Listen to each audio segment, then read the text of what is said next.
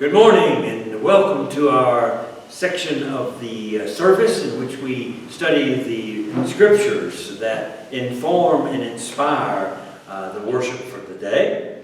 As you know, the theme for our study today is honoring one another in love. And we have three scripture readings to help us understand that subject a little more deeply.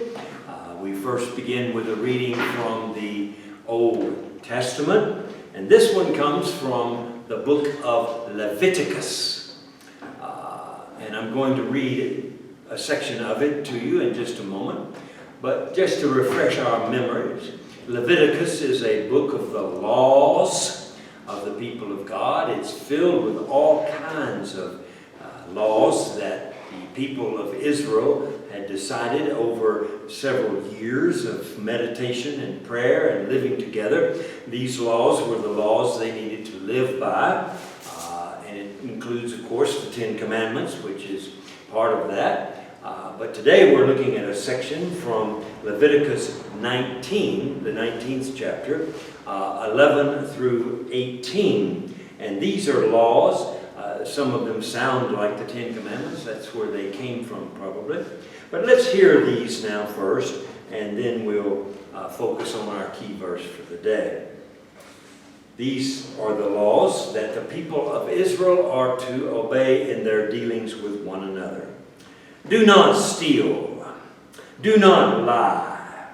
Do not deceive one another. Do not swear falsely. Do not defraud or rob your neighbor. Do not hold back the wages that are due to any of your hired workers. Do not curse the deaf or put a stumbling block in front of the blind. Do not pervert justice and do not show partiality to anyone. Do not go about spreading rumors and slanders about others. Do not do anything that endangers your neighbor's life. Do not hate your fellow Israelite or the foreigner who lives among you. Do not seek revenge or bear a grudge against anyone among your people. But always love your neighbor as you love yourself. I am the Lord. Amen. Of course, the key verse for us today is the one I just read here from the 18th verse of this passage. Let's read it now together in English. It's there in your programs. It is this: but love your neighbor as yourself. All of these laws that we just read are summed up in this idea that we are to love our neighbor as we love ourselves. From early times, and Leviticus is one of the earliest of the Old Testament books. It's not the first one by any stretch of the imagination, but it goes way on back to at least 1000 BC, and probably was before that, actually. So all of these laws that were to be followed and obeyed in the social arena of the people of Israel, these are ancient laws. And there were many of them, but this last one here, this last part of the verse 18, kind of summed it all up and made it clear to the people of Israel that whatever you did, you always loved your neighbor as if your neighbor was yourself. That was an easy way to remember any other law there was. You wouldn't kill yourself, so you don't kill your neighbor. You wouldn't lie to yourself, so you don't lie to your neighbor. So forth and so on. You always treat your neighbor as you treated yourself. And the reason for these laws was not because God wanted to be mean and cruel and say, oh, I got a bunch of laws for you and you need to follow all these laws. No, that was not the understanding. The understanding that the people of Israel had was they had all of these laws because it would enable them to have a perfect society. How perfect would a society be if everybody really truly loved each other as they loved themselves? It'd be a great society. And so the laws were designed to help the social fabric be strong and good and morally and ethically empowering to the people of Israel. And that's where these laws all came from. This understanding that whatever God tells us to do or to not to do, it is for our health, our safety, our living together in peace. And so this was the contribution that was made by the book of Leviticus. A lot of people, by the way, mistakenly think that it was Jesus who taught us this idea to love our neighbors as ourselves. He did speak that and he did say that, but it was because he was a Jewish person and this was a law that went way back to the very beginning of the Jewish people. And it was a critical idea. So this thought that we would love each other as we loved ourselves comes from those ancient times when they needed to figure out what was the best way for men to live together. And that was the best way, to love one another as we loved ourselves. Now, as we go along in the history of the development of our faith, we come at last to the days of the New Testament. And we come to the Apostle Paul, who, of course, wrote many letters to the Christians in those days. And one of the letters that he wrote was the letter to the Christians at Rome. And it's believed that he wrote this letter after he visited the Christians at Rome in an attempt to try to help them to understand some of the critical aspects of the Christian faith. And one of the things that he wanted the people to understand so badly that they were not understanding was that the Christian faith was not about arguing with each other. It was not about fighting over who's right and who's wrong and what we should believe or what we shouldn't believe. That was not what the Christian faith was about. But yet the Christians in Rome, of course, were already finding themselves divided up. Some followed Apollos, some followed Caius, some followed the other apostles of the day. And Paul saw this brokenness among the Christians, and so he really wanted them to remember that the critical idea was that they were to love one another. But he wanted to define it in a way that was probably different from what most people thought of when they thought of when they thought of loving their neighbor as themselves. And that's what he does in this passage. And we're going to read it together now from Romans chapter 12, verses 9 through 13. And listen to how he defines love in this passage. Love must be sincere. Hate what is evil. Cling to what is good. Be devoted to one another in love and honor one another above yourselves. Never be lacking in zeal, but keep your spiritual fervor, serving the Lord. Be joyful in hope, patient in affliction, faithful in prayer. Share with the Lord's people who are in need, and always practice hospitality. So in all of those things you can see how he defines love. But the key verse is the one I want us to repeat together now.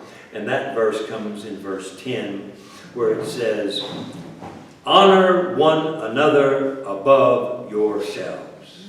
And in Spanish, adoraos unos a otros por encima de vosotros mismos. Which is to say, honor one another above yourself. But what Paul does is he describes this idea of loving one another as honoring one another. And the word that is used is a word that means to give devotion to, it means to give adoration to, it means to look upon highly. So the idea then of loving one another is to be devoted to what's best for the other person. It is to decide that you will, in whatever way you can, you will encourage the person to be the person that they have the potential to be. You will then lift up them anytime, any place where you're able to go to discuss with them or to live life with them. So the honoring of one another is almost as if you are seeing other people as being greater than you, more worthy than you, more worthwhile than you. And that's certainly not the way most human beings live their life. We usually think about ourselves and our own life and what we're doing and how we're good at this and good at that. But Paul says if we're going to love one another, we've got to learn how to honor one another. And he gives several examples of this. But the question that is in our mind when we read this, and it will help us to understand this addition that Paul is adding here, why shall we honor one another? Why does he define loving one another as honoring one another? If you honor something, there's something honorable there. If you honor something, there must be something honorable there. You don't honor something if there's nothing honorable there. And I know we've all seen a whole lot of people in this world that we can't see anything honorable in whatsoever. But that is not the point that God makes, and it's not the point that Paul makes. Every one of us has something very honorable within us. And what is that? It is God. God is within us. In the Indian faith, of course, they have the word namaste, which means worship the God in you. And this is an idea that we have in the Christian faith as well. The Christ within. And we understand that everyone has that potential to have the Christ within them. Some are not awake to that potential. Some do not have the understanding of that presence in their life. But they still have the potential to have that presence in their life. So, everyone we see is potentially Jesus. Everyone we see is potentially the Christ. And so therefore, of course, we honor then everyone we see, because everyone we see is someone who has in them that potential to be like Christ. And so Paul adds this to his understanding of what it means to love one another. It means to honor one another because God lives in everyone. And what we are honoring is the God within them. And in honoring the God within them, sometimes we actually make them aware of the fact that they have this God within them. Then finally we move along to our last part, which is from the Gospel of John. And if we will all stand now, as is our tradition, I will read to you this Gospel of John, which comes from the 13th chapter, verses 31 through 35. When he was gone, Jesus said, "Now the Son of Man is glorified, and God is glorified in him. If God is glorified in him, God will glorify the Son in himself, and will glorify him at once." And then he speaks to his disciples, and he says, "My children, I will be with you only a little longer. You will look for me, and just as I told the Jews, so I will tell you now, where I am going, you cannot come. So, a new command I give you. Love one another. As I have loved you, so you must love one another. By this, everyone will know that you are my disciples, if you love one another." Now, our key verse, of course, is verse 34, and we'll say this together in English. As I have loved you, so you must love one another. And in Spanish, como yo os he amado, así debéis amaros los unos a los otros. As I have loved you, you must love one another. Now, Jesus then, of course, as it is always the case in the gospel, takes everything that's been understood up to this point and elevates it to an even higher level than what we had before. Leviticus just simply says to us the best thing you can do is love your neighbor as yourself, because then you're always going to be doing the right thing. And then Paul, of course, said, well, the way to do that is to honor the God in others. That's what you need to do, because as you're honoring the God in others, you are serving them as if they had the God within them that they have the potential to be. But then Jesus says, well, all that's fine and good for you to do those things. But where do you get the power to do it? How are you able to do it? Where does it come from? Well, the answer is simply here in the gospel. It comes from God first. It's very much like peace, which we talked about a week ago. It's a gift from God. This honoring of others, this treating others like ourselves, that's not something human beings do. We don't do that. We can't do that. We will never, ever, ever be able to do that. But we can be given a gift by God, the ability to do as God would do, and that is to honor the divine in others and to honor the presence of Christ in others. We can do that because God has first loved us. You see, that's where it all begins. It all begins with God. And as Jesus says here in the gospel readings, just as I have loved you, then you must love one another. If you don't experience the love that God has for you, if you don't experience God's faith in you and saying to you, I believe you have me in you, and I believe you can live as I would live if I lived in you. If you don't have that kind of faith, you can't give that kind of faith to anybody else, because you need to have it yourself, you see. So consequently, this is the way in which Jesus lifts up this idea of loving one another as honoring one another. But it's all because we first have experienced and understood that God is with us and that God has guided us, God has directed us, God has honored our divine presence in us, and that our life is the way it is because God has first loved, guided, and directed us, and therefore we have a responsibility and we have an ability to do the same toward all other people in this world. So then to kind of sum it up today, we have these three scriptures. First of all, Leviticus says that any law that ever is passed should be a law that is based on the idea of loving others as you would love yourself.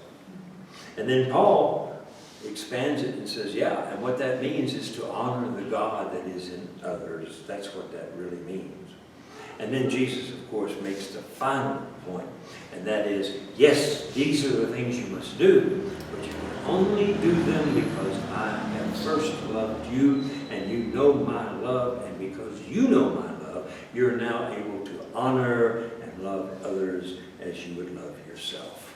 Well, I hope everything goes well for you for the rest of the day, and you have a very meaningful service and some wonderful time sharing together. And I will be back. Rebecca and I both will be back next Sunday, April the 2nd, for Palm Sunday. So we'll see you then.